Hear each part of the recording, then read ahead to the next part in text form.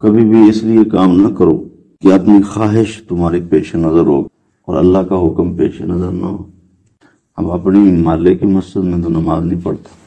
گھر کے قریب ہے اور ساری زندگی حسرت کرتا ہے اللہ مجھے توفیق دے،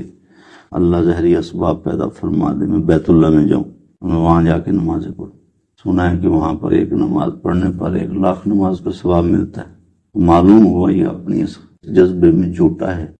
سچا ہوتا تو اس کے گھر میں آسانی ایک مسجد موجود ہے، بیت اللہ کی بیٹی موجود ہے، یہاں پہ ایک نماز پڑھنے پہ 500 نماز کا ثواب ملنا تھا، لیکن اس کی تو اس کو ذرا بھر بھی فکر کوئی نہیں۔ اصل مطلب یہ ہوا کہ اللہ کا حکم نہیں پورا کرنا چاہتا، ورنہ اللہ کے حکم کو پورا کرنے کا تو آسان راستہ اس کے پاس موجود تھا۔ یہ اپنی خواہش پوری کرنا چاہتا ہے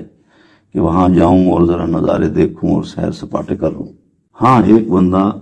آسانی والی باتیں اور آسانی والے اللہ کے حکم جو اس کو آسانی سے میسر وہ پورے کر رہے، پھر خواہش ہے کہ جہاں تک نہیں پہنچ پا رہا اللہ مجھے وہاں تک بھی پہنچا دے، اب کہیں گے یہ بندہ بہت سچا ہے۔ ایک دن ایک بندہ میرے پاس آیا، مجھے کہتا ہے جی آپ جہاد پر بیان کیوں نہیں کرتے، مسلمان جہاد سے دور ہوتے جا رہے ہیں۔ اس نے کافی جذبات کے ساتھ باتیں کی، خیر باتیں تو اس کی ٹھیک تھی، جہاد فریضہ ہے، اللہ تعالیٰ کا فرض ہے اور جہاد کے اندر ہی کامیابیاں پیما ہیں،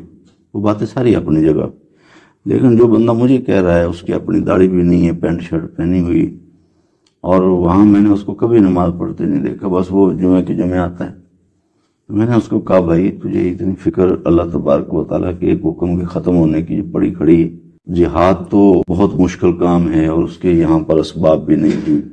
کون جہاد کرے، حکومت کی ذمہ داریاں بہت ساری ہوتی ہیں جہاد میں جو وہ پوری نہیں کر رہی، جس کی وجہ سے عام آدمی کو جہاد کرنا مشکل ہے، جہاد تک پہنچنا مشکل ہے،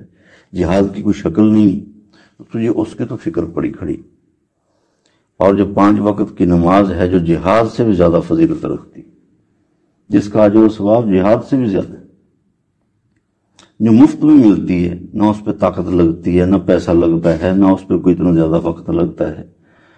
اس کو کرو۔ میں نے کہا بھائی یہ داڑھی رکھو نا، یہ داڑھی آپ کے اختیار میں،